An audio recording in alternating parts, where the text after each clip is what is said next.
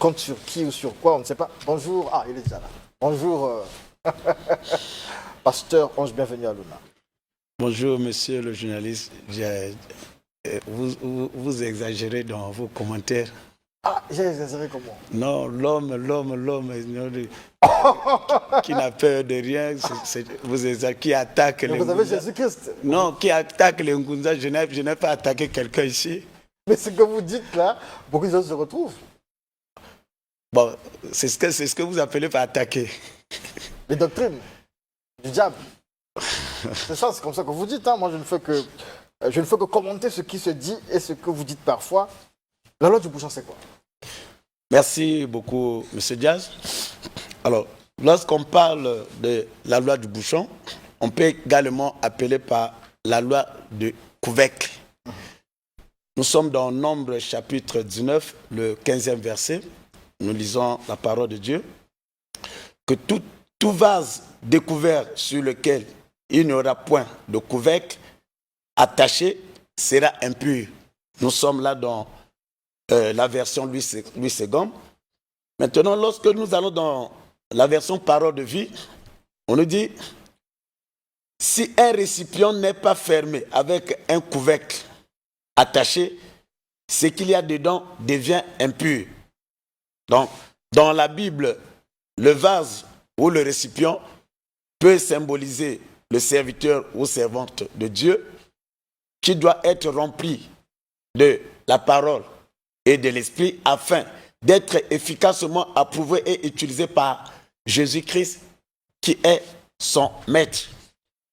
Alors, j'aimerais d'abord poser quelques jalons. Lorsque nous parlons d'une loi, c'est une règle, c'est une obligation écrite, prescrite, auquel les hommes se doivent se conformer. Et lorsqu'on parle d'un couvercle, c'est une pièce fixée ou non à un récipient et qui s'adapte à son ouverture pour le fermer.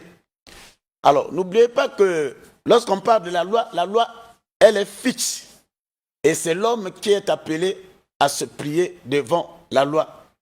C'est l'homme qui est appelé à se conformer devant la loi. Lorsqu'on ne se conforme pas devant la loi, on vit les conséquences qui sont tellement graves. Genèse chapitre 8, verset 22, par exemple, nous parle de la loi de la semaille et de la moisson. Donc c'est une loi où si nous voulons être bénis et si nous voulons être élevés, l'homme récoltera ce qu'il aura sémé. Donc on peut gêner ou pas, mais tu vas récolter ce que tu as sémé. Donc c'est une loi où personne ne peut contourner. Et ça concerne que ce soit dans le monde de lumière, que ce soit dans le monde des ténèbres. Alors, bien aimés, nous avons deux types de couvercles, puisque nous sommes en train de parler de la loi du bouchon, qui peut être encore appelée la loi du couvercle. Donc, nous avons deux types de couvercles. Il y a le couvercle d'une marmite et il y a le couvercle d'une bouteille appelée le bouchon ou le cabuchon. Maintenant, quel est le rôle d'un couvercle? Quel est le rôle d'un bouchon? Quel est le rôle d'un cabuchon? Le couvercle d'une marmite, par exemple, réduit le temps de chauffage. Donc, une marmite couverte chauffe 4 fois plus vite par rapport à une marmite qui n'est pas couverte. Et une marmite qui est couverte maintient le chauffage de son contenu. C'est-à-dire la nourriture va garder son état où on avait préparé. Et le couvercle ou le bouchon protège le contenu de la bouteille. Donc, la valorisation, le contenu de la bouteille dépend du bouchon. Lorsque le bouchon est enlevé, alors le jus, la bière ne mettra jamais du temps. Donc, que représente le bouchon? Que représente le couvercle? Ok, merci beaucoup. Alors, je suis pasteur, je suis serviteur de Dieu. Le Seigneur est pour moi un bouchon ou un couvercle. Parce que mon ministère dépend de ma relation avec lui. Alors, 2, je suis pasteur, je suis serviteur de Dieu. Le Saint-Esprit est mon couvercle et mon bouchon. Pourquoi? Parce que la puissance, l'onction que je vais exercer dépend de ma relation avec le Saint-Esprit. Il est même dit que sans moi, sans le Saint-Esprit, on ne peut rien faire. Alors, 3, je suis pasteur, je suis ministre de Dieu. Alors, mon père spirituel, et en tant que le berger, moi en tant qu'une brebis, devant lui, et il représente pour moi un bouchon ou bien un couvercle. Alors, c'est là où, aujourd'hui, je vais parler de ce bouchon, de ce couvercle appelé le père spirituel, ou une notion que beaucoup ne le considèrent pas, une notion où beaucoup rejettent. Alors, nous devons comprendre que le naturel typifie le spirituel. Donc, le rôle que joue le bouchon, c'est le rôle que joue également un père spirituel dans la vie du ministère de quelqu'un. Nous avons vu par exemple la relation entre Jésus-Christ et Judas, qui était son père. Judas qui a trahi son père spirituel. Qu'est-ce qui s'est déroulé? Il a fini sa vie négativement. Nous voyons ce qui s'est passé entre Élie et Élisée. Élisée qui était comme un père spirituel. Élie qui était un père spirituel pour Élisée, cette relation avait mal terminé. Et la Bible nous dit que Élisée est mort. Par exemple, je parle d'Élisée et Géasi, pardon. Élisée et Géasi. Donc, Géasi, Élisée qui était le père spirituel de Géasi, mais Géasi qui n'a pas eu une bonne relation avec son père spirituel, Élisée qui va décider, mais sans avoir laissé son héritage à un fils. Et il faut forcément respecter le père spirituel. Oui, juste... Même si il est borgne, même s'il est aveuglé, même s'il est dans des mauvaises pratiques, le respect là, il ne faut pas le changer. Bon, Monsieur Diaz, la Bible nous demande pour nos pères spirituels, par exemple, nos pasteurs, les pères en général, de supporter même ceux qui ont un caractère difficile. Donc, quelqu'un peut avoir, en tant que pasteur, il a un caractère donné. Mais la Bible nous demande de supporter, parce que dans la vie, rien ne tombe au hasard. Nous devons supporter avant d'accéder à quelque chose. Il faut payer le prix. Il n'y a rien de gratuité. Avec Dieu, il n'y a rien de gratuité. Lorsque vous voyez que quelque chose, il y a une gratuité, sachez-le que ça provient de l'autre monde. Je reprends ma question. Oui. Même si le père spirituel, vous vous rendez compte au fil du temps, parce que les chansons même, les chrétiens les chantent, Abanaki Namolimo, après, à continuer à l'autre, là, Mosusu. Donc, il peut commencer avec un appel, il reçoit son appel, mais après, il est dans de mauvaises pratiques. Ok. À ce moment-là, nous supportons seulement. D'accord. Conséquent, on prie. On continue à rester avec lui. Non.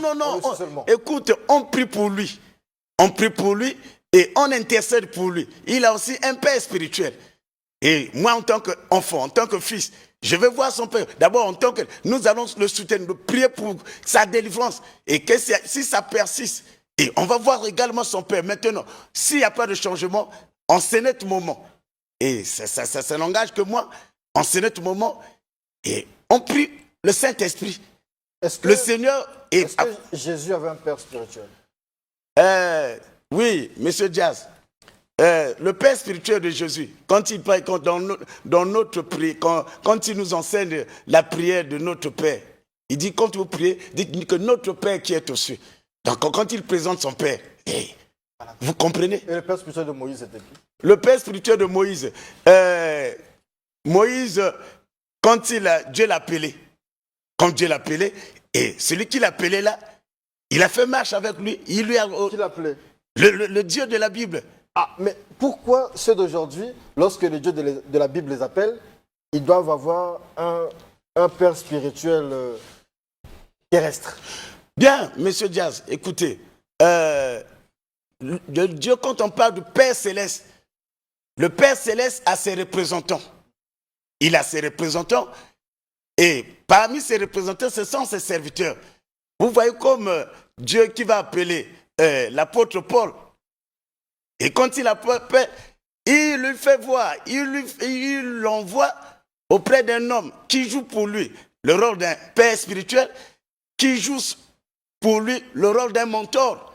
Et nous voulons parler bien d'Ananias. Vous savez que les choses de Dieu sont compliquées. Cette notion du bouchon, c'est cette notion de mentorship, la notion du père, même dans le domaine politique. Toi qui es un jeune politicien, tu dois voir qu'il y a quelqu'un qui a fait la politique avant toi. Il y a quelqu'un qui est outillé avant toi. Et tu ne peux pas emprunter ce chemin. Sache-le que ce que tu fais, il y a quelqu'un que Dieu avait appelé et qui a fait ça avant toi. Donc, d'où c'est tout à fait normal que tu es appelé à recevoir de lui une formation, à recevoir de lui, de recevoir des éléments très importants parce qu'il a son expérience. Et d'où beaucoup qui écartent ça, c'est beaucoup de gens qui échouent. Et donc, d'où le Dieu de la Bible que nous servons, et nous le dit que nous sommes dans, par exemple, Proverbe chapitre 1, verset 1 à 3, Proverbe 3, 11, Proverbe 3, 1. Le Père spirituel nous fait bénéficier de 3 choses, parmi lesquelles l'instruction, et parmi lesquelles la correction, parmi lesquelles l'évaluation. Mais lorsque tu n'as pas quelqu'un, un père, un mentor, tu vas te sentir libéré, libre, et tu commettras des dégâts parce qu'il n'y a pas quelqu'un qui peut te dire arrête. D'accord. Pasteur, nous sommes à la fin de cet entretien, mais dites-moi, pour ceux qui ne respectent pas la loi du bouchon ou du couvercle, en 1 minute, dites-nous, c'est quoi la conséquence? Ok. Ceux qui ne respectent pas la loi du bouchon, et je vais parler de la notion du père spirituel, par exemple, dont nous sommes appelés. Alors, 1, vous allez vous égarer. Donc, ça va vous pousser à l'égarement total. Et 3, vous serez... vous n'allez pas atteindre à vos objectifs. Parce que les combats qui peuvent vous affranchir en tant que fils, vous n'allez pas rester devant. Vous avez besoin d'une couverture spirituelle. Malgré que Dieu, parce que la Bible dit par exemple pour un berger, il est le gardien des âmes, des brebis. Donc il y a de ces choses que seul on ne peut pas supporter. Et le Père spirituel qui représente, qui est pour vous comme le parapluie, alors vous êtes exposé à beaucoup des intempéries. Alors votre chemin, vous n'allez pas atteindre à vos objectifs. Pour ça, c'est un peu notre Dieu, quoi. Parler de Dieu, mais il est le représentant de Dieu. Donc c'est notre Dieu, quoi. Pardon? C'est notre Dieu. Un autre Dieu. C'est notre Dieu, en fait, le Père spirituel. C'est notre... Quand on a un Père spirituel, c'est notre Dieu. Oui, il est votre guide. Si mon Père spirituel, c'est le pasteur Aluna, donc c'est lui mon Dieu ici. Bon, mais Dieu a assez représenté, il n'y a pas de problème, ce n'est pas un péché. Voilà, oui, okay. Mais ne vous gênez pas de le dire. Non, mais pourquoi tu... Dieu a ses représentants. Lorsqu'on parle du représentant, de notre ambassadeur au Gabon, il représente valablement le chef de l'État. Ah non. Oui, mais il ne peut pas tout faire. Non, on connivence avec le chef de l'État, bien sûr. Okay, voilà. D'accord. Il engage le Congo. Ça, c'est le physique, la chair, mais le spirituel, c'est assez compliqué aussi. Le naturel typifie le spirituel. On a parlé de bouchon. Je retiens cette phrase, je vous la retournerai un jour dans cette émission. Que le naturel typifie le spirituel. Oui. Je vous redonnerai cette phrase ici. Là. Merci beaucoup, pasteur Anchaluna de l'Église d'Alliance de Jésus-Christ, pour vous rappeler toujours la situation de l'Église coordonnée. Merci. Avant de rappeler, je veux bien saluer les bien-aimés. Que Dieu vous bénisse et que toi qui n'as pas un père spirituel, tu dois prier Dieu pour vous donner un père spirituel. Sans un père spirituel, on n'a pas de repère. Et lorsqu'on perd des repères, c'est l'égarement total. Et toi qui as un père spirituel, malgré qu'il vous traite d'une drôle de manière, on doit apprendre à supporter. Ce sont les gens que Dieu nous a envoyés afin qu'ils nous montrent le chemin. Peu importe tes diplômes, peu importe ton niveau de prédication et autres, mais ton père spirituel, il demeure ton père spirituel. Alors, que Dieu vous bénisse, que sa grâce vous accompagne. Et je tiens à saluer également mon père spirituel, Onina Physique, que là où tu es, que Emmanuel vous accompagne. Alors, je suis au 00242 06 663 71 52. 00242 06 663 71 52. Que Dieu bénisse notre nation, le Congo. Que Dieu bénisse l'Église corps de Christ et bénisse nos pères dans la foi dans cette nation. Merci. Merci, même si on n'a pas béni Studio 210, mais que Dieu bénisse aussi Studio 210. Ok, vraiment. Merci, que Dieu n'oublie pas cette équipe. Merci beaucoup. Qui est en train de faire un grand travail. Merci beaucoup. Studio 210 continue avec questions-réponses. Richard Fila Sainte-Claude revient sur les méfaits et dangers de la nécromancie.